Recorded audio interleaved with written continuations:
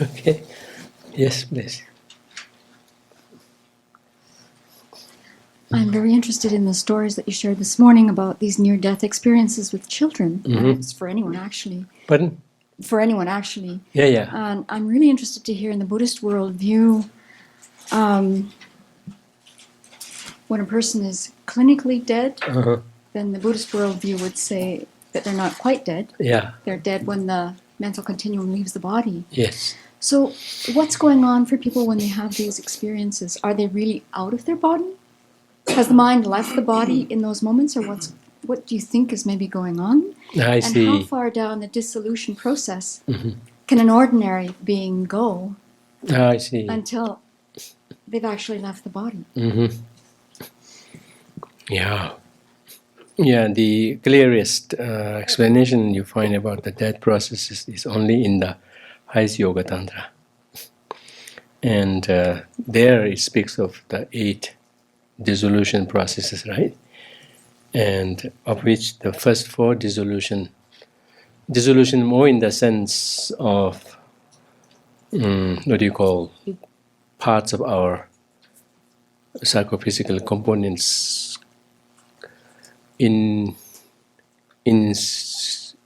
sequence, kind of going, if I may say, out of function, going out of function. And the first 4 processes involve the body, and then the remaining 4 processes involve the mind. And from what we understand how the clinical death is explained, it seems to relate to just the first 4 stages, and maybe the end of the first 4 stages, when the body would have, and all of body physical components would have become dysfunctional. But still, from a Buddhist perspective, the person is not quite dead, nor has death already occurred. I say this deliberately because I make distinction. I think in the scriptures, that's what it implies, that death is a different state, and being dead is a different state. Being dead is when your mind leaves the body. Being in a death situation, being in a state of death. No, just death. Yeah, just death. Yeah. Yes, death is the last moment of the dissolution, which is when naturally, by natural process, the subtlest clear light mind manifests, because there is no other thing that could manifest, and it's just almost like out of no choice, but for the subtlest clear light mind to manifest. All other layers, so to say, that would obscure it have gone. What do you call? Have dissolved, in the sense of becoming no more actively functioning.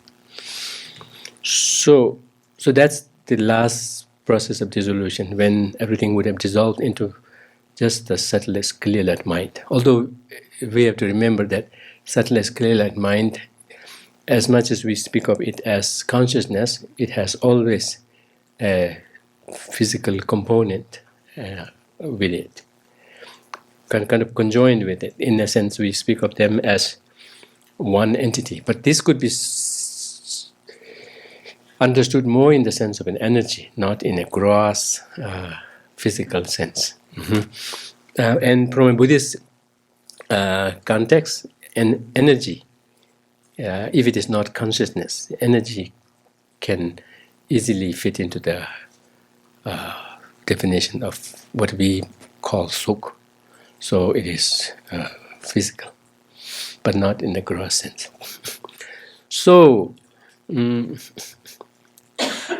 at the end of the fourth dissolution process, when we think that that's when the clinical death might have occurred, it's because all of the body components, physical components, the gross body components would have become kind of non-functional.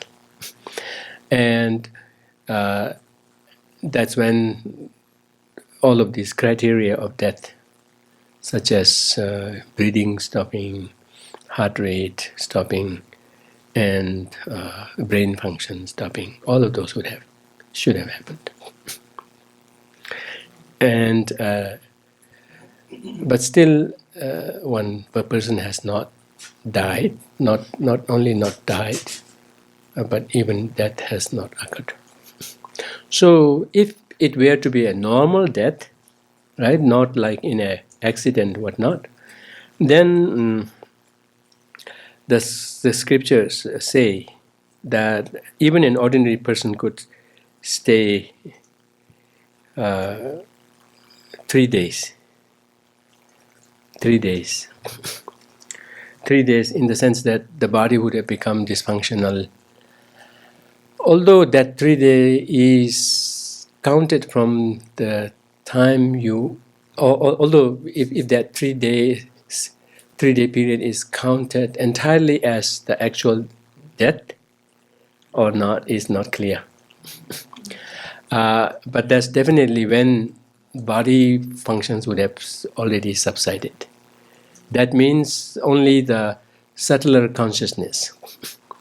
Subtler consciousness, although we speak of 80 gross consciousness associated with the first three of the 4 mental stages, although we divide up what we come up with 80 gross conceptual thoughts associated with the first 3 of the 4 only mental processes, but it is also clear that in terms of those associated gross mental conceptual thoughts themselves, they would have already subsided. There is no such thing as those gross consciousness being still actively manifest. So in a way, a person would have it is very difficult for the person to have any conscious thoughts at that time, in the sense of I am still here.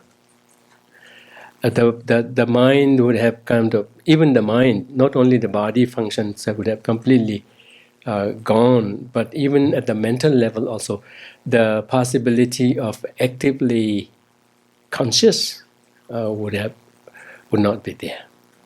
But still, the mind would not have would have still 2-3 stages to go for it to completely hit the rock bottom in terms of mind, in terms of mental consciousness.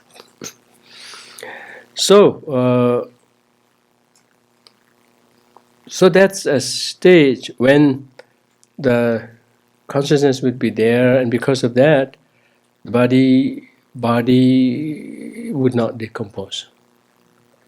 In some cases of thuktam, right? In some cases there have been cases of meditation masters staying even longer, some month, some 15 days, some 20-some days, even after they have been declared clinically dead. That happened, in many places. Places that are hot with no air conditions. So in such cases, the body glow even returns back after having been so beaten down by the illnesses. Yeah, I did talk to one attendant, a Namgyal monastery monk who happens to be a close student of the 100th Gandhentipa. And he served as abbot of the monastery, Namgyal monastery, and that's where they may have made the connection. And maybe they also share the same locality in Tibet, I think. This master, after serving his abbotship at the monastery, he returns back to his original monastery, that is Tepung Loseling.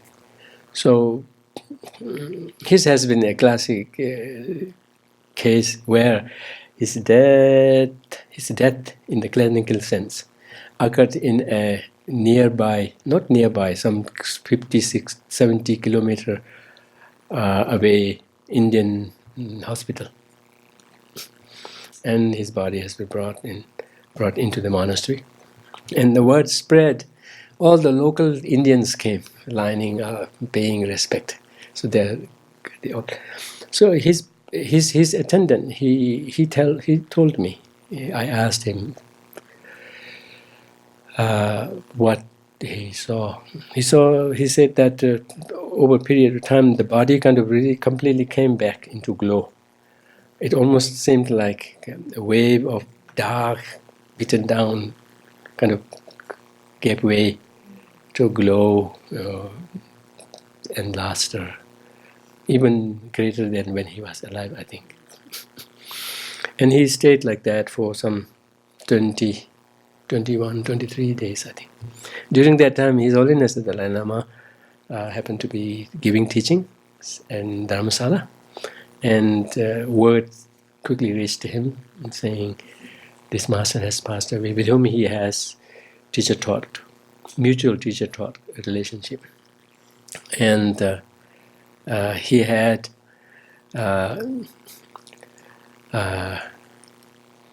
some equipments. He had some arrangement with Western doctors, researchers to get to see what's actually happening. So that was a tricky thing. You have to wait when somebody dies. And not only somebody dies, but also stays in such a state of thuktam, we call that. So when this master passed away, and His Holiness said the word of that, and even that he was in state, then he quickly arranged for someone to bring those equipments down to the South India from Dharamsala. That happened to be standing at Delek Hospital, where they were hoping that somebody might die there, or whatever. So they brought the equipments down and put all those electrodes, right, all over his body, whatnot. So some kind of a movement was seen after, I don't know exactly, after 1 week, 2 weeks, in the monitor, right? In the monitor, what do you call that? The arrow went. Yeah, so they have some. So that's strange. How could there be? Yeah, I don't know exactly. It might have been brain, because electrodes must have been pushed mostly on his head. I think so. But and this record has gone to Richard Davidson. They are trying to kind of unpack it, whatnot. We haven't heard anything back from them, but. So usually we say this, in a normal death, people stay 3 days. That's why in the Tibetan custom, if it is possible, you leave the body untouched in 3 days, and then it will show a natural sign of having left the body, when you will see blood coming through the nose and semen from the sacred part. That's when we say the consciousness, the subtlest consciousness, would have left the body, and then the body will decompose. You would have no choice but to dispose it. So, what else was the question? My question is, in the case of a near-death experience, I see. what's going on? I see. Okay. What do you think from a Buddhist point of view? Yeah, that's a little difficult. But as we saw in the interview that I shared with you, from among them, one Dr. Melvin Morse, he's an MD and he's in the critical care unit, whose main work was resuscitating children, right? So he was clear in saying that these are not just near death, but actually dead, right? But dead in the sense he was using the Western clinical standard of death. But so I really don't know what's actually happening, right?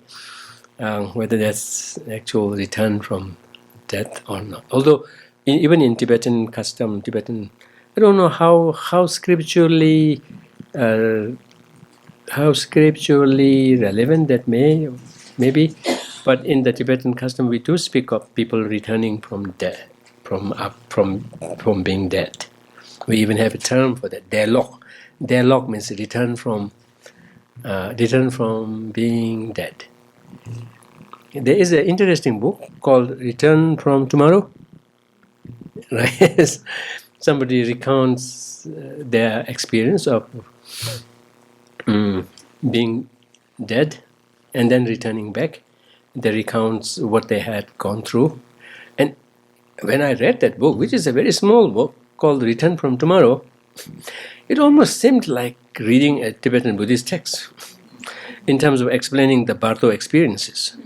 Like you feel like you are standing, when you look down, you don't find your feet. And you feel like you're standing, but you look, there's no shadow, no reflection, and you are capable of really moving fast. And fast in almost like over the. And then the first thing you rush to is what you had intended to do. Like this was the case of some. Yeah, I mean, it is quite understandable. The mind is pushing, right? And all there is now mind, nothing to block it. It will just rush into what kind of an interview or something that he was intending to, and all of a sudden he died, right? And then the mind would just rush into the interview place, and there was no one, and nobody would care for him. Nobody seems to care for him, listen to. And it took a while for him to realize that he was dead. Right? And he looked, and yes, no shadow, no body, not even felt like he was standing. I mean, we would definitely feel like we are standing, right? No sensation. So when there are experiences like that with the mind actually leaving the body, then it might be a death. And that's what this Dr. Melvin Morrow's stories mostly are about. Dead. Yes, please. This point, if I remember correctly, came up in one of the Mind Life conferences way back. And His Holiness said that usually when people are dead and the consciousness leaves the body, it doesn't return. I see. Yeah, I see. like when you're dead, you're gone. You only go forward. I see. Okay. Yeah, so that's the reason why I was saying I doubt whether it has any scriptural, scriptural source when people speak of Delok. Yeah. Delok means zombie, by the way. He made it sound very nice and magical, but it translates as zombie. I don't think so. Because we have actual people who are called, that we identify saying, he is Delok, he is Delok. So can real person be zombies? That's the way. Oh, I see. Oh, okay. But They are back in the body. But are they functional like usual? I guess so. I mean, this is the reason I was told that in old Tibet, the doors of the house Very small. Yeah. if somebody came back into their body as a zombie, they couldn't get out of the door. Yeah, that would definitely be zombie. That would definitely be zombie who are no more acceptable into the society and who may not be that functional, right? Right? But I have yet to check. But what I have heard is that there are, what do you call, hale and hearty. Yeah. No. Hale and hearty beings who are identified as someone who has returned from being dead. Doesn't it also refer to a medium now? Like Dawa drama, for example, these Uh-huh. famous dialogues who were women who were mediums, so they would supposedly die. So I thought it also meant medium, like some of the famous Tibetan mediums who tend to be mainly women, like Dawa Drama, for Okay. example. And there's a really good biography by her son, Chagda Tulku, who's dead Oh, now. okay, yes. But yes. anyway, so they described her process where she seemed to die Mhm. for like a week, but then would come back Yes. with messages because she would visit other Yes, realms and yes, talk yes. to people. And so, Yeah. so I thought that Delog also meant a medium, someone who brings back messages from people who have died or something. Yeah, I mean, in that case, Does that it? fits my definition. But I So that is a physical person. yes. After she returns, she is accepted in the Yes. midst of the society. So I thought that Delogs meant that the physical medium, the person who communicates with people who have died, person who's living. That's I don't know. Yeah, yeah. Because Dawa Droma was called a Delog, wasn't Yes, she? yes, I mean, yes. she's referred to as a Delog. Mhm. Yeah, so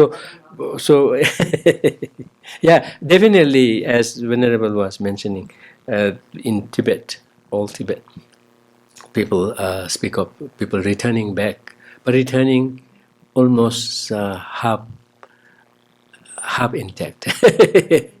No, not something that could be kind of accepted into the normal community. So that definitely would be zombie. But as she was mentioning, not that I have checked clearly about it, but from how it is referred to, there are actual beings who are hale and hearty and active into the society back after having been dead. Like that. Yes. This is, if it's a sidetrack, I have a practical question about Okay. this. Yes.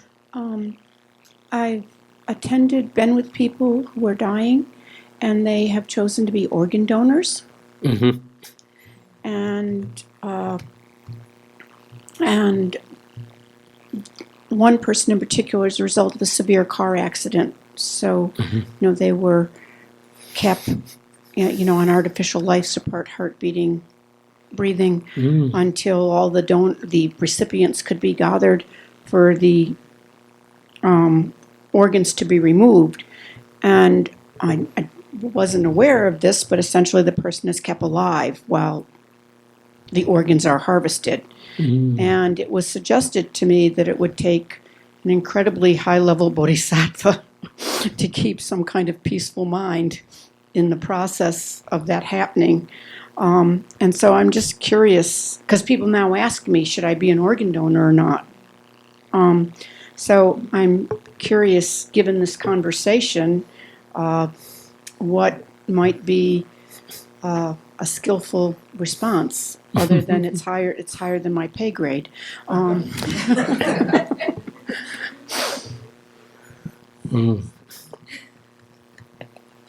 Person who has been a recipient of organ would have a very different take on this.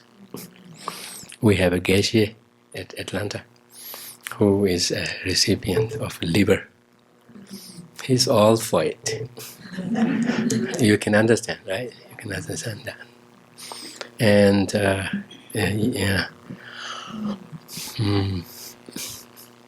Yeah, otherwise I'm not so sure about the process. Yeah, please. I've been involved in hospital work for many years and was involved in these kinds of things. And for a person to be an organ donor, their EEG, their brain wave is flat. There is no activity. The person is not there anymore. And so they're just artificially kept alive. Breathing for them. And they have to do that if they're going to retrieve the organs. Otherwise, they degrade and then they can't be used. So that's the purpose of that. But Yes. there's subtle mind. Don't know. Yeah. Possible. I don't know. Yeah, in the case of accidents, it may not be there. Yeah. In the case of accidents, it seems like the process is kind of, Quick. yeah, it's kind of, and that's why many of the people who remember past lives in the common community would be those who would have had such sudden death. And it may say something about how that process has been squished. So something. This is just an opinion, but not looked into. So yeah, the organ donation. I mean, it will definitely depend. It definitely. I mean, yeah, I think. I don't know the actual process of how this is done.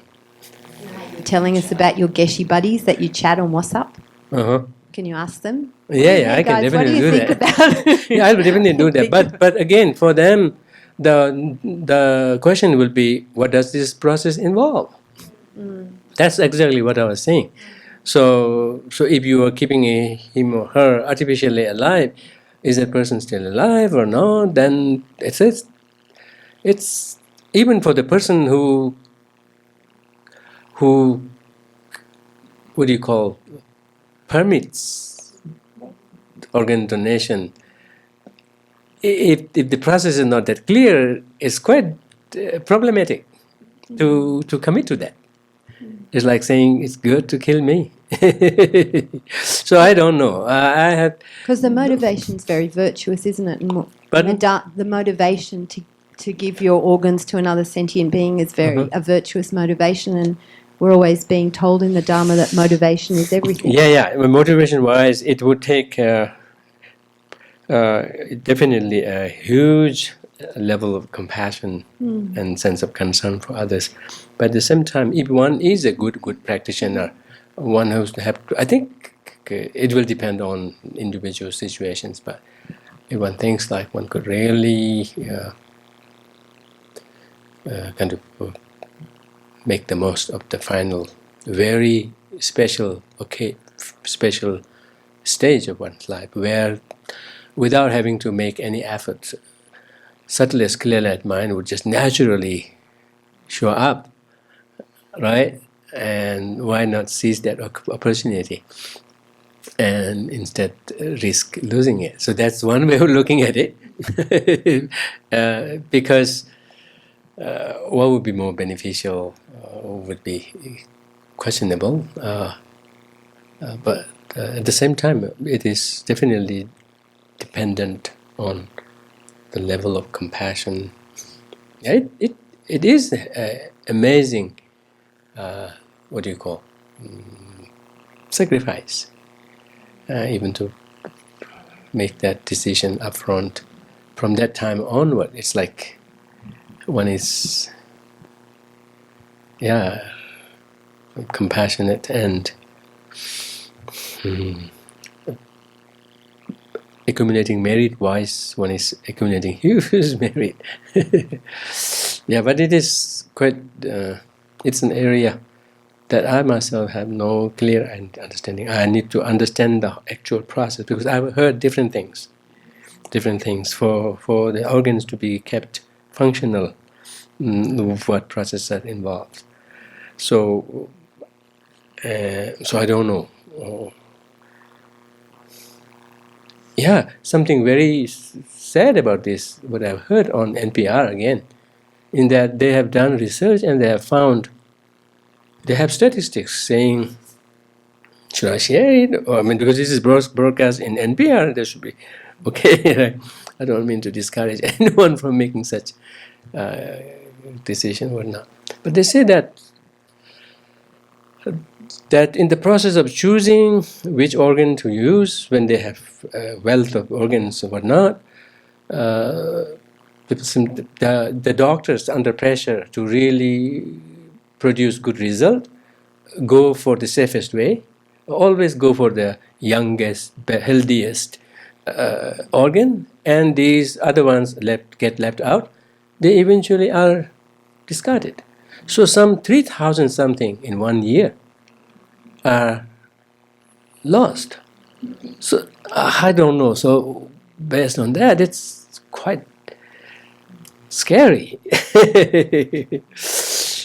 Yeah, they want to. I mean, partly it is the society, right? It demands, it expects, kind of good result, and because of that, the doctors are under pressure to go for the safest one, the one which has no history of any illness and whatnot, the youngest one, the healthiest one, whatnot. And then what happens is the other ones become even more older and older and older, given on top of that with the history of illness, whatnot. And that's how so many of them get disposed of without being used. Yes. The same topic. Mm-hmm. So when you get to this point where your organs could be harvested, or where the other alternatives are where you get lit on fire or where you get stuffed in a fridge, like you don't have a tactile consciousness anymore. Oh yeah, right? yeah, not at all. So it's really just about dealing with the self-grasping, like that's my body being mutilated. Or is there something more that would... I struggle to see what would be so upsetting about it. Is it just that this is mine and you're doing this to me type thinking? Okay. Yeah, that is. Right, but if you get stuffed in a fridge, your consciousness is like, it's the same argument. Or if you get stuffed in the incinerator. Yeah. If Yeah, I guess it's not going to be 3 days. They're not going to let you sit in the bed. Yeah, I mean, I think this really gets to a greater point that there's a movement, I think, I've seen at least amongst my Dharma friends, of writing their spiritual wills, and this is the significance of that planning. You know, really deciding earlier before you die, like this is how I want the people around me to treat my body. This is what I want them to do while I'm dying. This is what I want them to do after I die.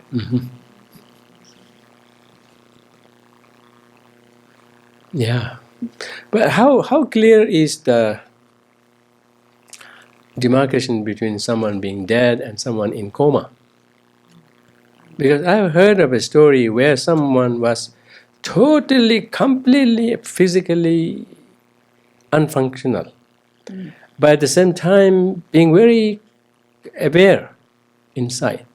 And somehow he pulled himself out of that. And there was this wonderful story that NPR did in their first episode of, I think in Signalia, something, a program called that. That kind of made me wonder where we draw the line. Yes, please. So, over the years, it's gotten more clear about the time of death and the markers of death, but it's not 100%. And there have been people who have no brain activity and are on respirators and considered brain dead, no functional anything, and then things start coming back. So that happens. There's also people that are pronounced in the hospital as dead, and you're taking them down to the morgue, and they sit up. And they're back. So, we can't pin down 100% anything. There's a lot of mystery with this. Just as this Dr. Sam Pania, he was saying, that is not just a single point. It is a process. And so it's very difficult to pinpoint when that actually happens, when you call it dead. Is that, what is the difference of the body sees? What's the importance of this after time, of the clear light mind, of a highly realized being? Why would they stay in the body for so many days? What's the importance, or that we wouldn't touch somebody for 3 days? The clear light mind, is this an important realization stage? And that's my question. Yeah. Usually, please help me. Usually the understanding is, since that is the subtlest clear light mind, that level of mind is kind of passing through all lives. So if one could leave some imprint of Dharma on that, that would have the most sustained life. So it's like any realization that you land on that would be many multifold powerful than practice that we do on very gross level of consciousness. It's like trying to imprint, right, on a stack of paper. You have so many stacks there. So at the very end, just faint may lie. But if you have only just one page to kind of stamp on it, it's very clear there, and then you can pick up from there. So much as imprinting on the extremely subtle mind, but if you can use that mind to understand emptiness, because that mind is so subtle, then the realization becomes quite strong, quite pronounced, and able to really eliminate afflictions swiftly. Yes. But for most of us, that it goes by and we don't even notice it. Yeah, we don't even know that we have died. So that's unless we make too much around it, like saying, "Oh, this is happening, this is happening." That's our own makeup. Otherwise, if you want to just relax, it will be done even before knowing it. Actually, yeah, we make too much fuss about it. Like, oh, yeah, there will be some physical signs associated with there are physical signs and inner signs also. If one has learned the inner signs marks, and there are physical signs to see when that process has actually started, then one can kind of draw that now I'm into that process, which is almost not going to revert back. So it's like one go. So that's why from the signs, physical signs will not be apparent to oneself, not so much, except for the people who are attending to them, if they are familiar with it. But inner signs in the sense of inner sense of visions can come one after the other. It is quite interesting when we listen to the near-death experiences. Similar, some of those signs that they see, tunnel, all of that, clear light, is very similar to what we say are the mental inner visions that you go through. So from that one can make out what process one is. So that's why before one hits a stage where it is just mental, before that one could kind of set an intention in kind of going into a bodhicitta mode or into an understanding of emptiness mode, and then unknowingly going under that force, with that momentum, and hit even the clear light mind in that. But in terms of, unless one is really trained in it, it is really difficult to go in a very conscious way of cultivating emptiness or bodhicitta when one hits the clinical death process. From that onward, it's very difficult. But by knowing the processes by tracking the inner visions, inner appearances, inner visions, those are identified in the scriptures, then one can kind of prepare. Yes, this is what's happening, now let me utilize it. And when one does that either with prior familiarization, which would definitely be better, if not, at least that's the chance, that's the window of opportunity where one could kind of set the mind either into a simple virtuous state of being or into a specific bodhicitta or understanding of emptiness. I did bring up about the bodhicitta, but many of my Geshe buddies don't seem to agree that bodhicitta could be a good way to go into it, except for cultivating emptiness. I don't know. But anyway,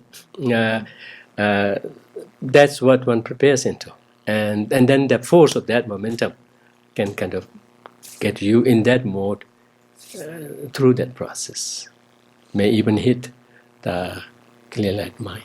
But in the case of someone who is very, very trained in the sense of really kind of simulating that, right? And by going to, then that could become much easier to recognize and stay awake like that. Yes, please. Maybe the last one now. It's already time. So, if a practitioner does decide to become an organ donor, Pardon? if a Okay, Dharma yeah, yeah. practitioner does decide to become an organ donor, would it be perhaps advisable to incorporate that into the death meditation? Mm-hmm. So practice beforehand. Mhm. Okay, at this stage, now I give away my liver, I give away my eyes, I give away my heart, I see. and then I go. Oh, I see. Would it be advisable to incorporate that into your death meditation so that it doesn't come as a big traumatic shock Mm-hmm. if it comes to that? Oh, yeah. That can definitely be built into that. Yes, that would be a practice of generosity, right? So going into that mode in a generous state of mind. Yes, I think it's already time. Yes, please.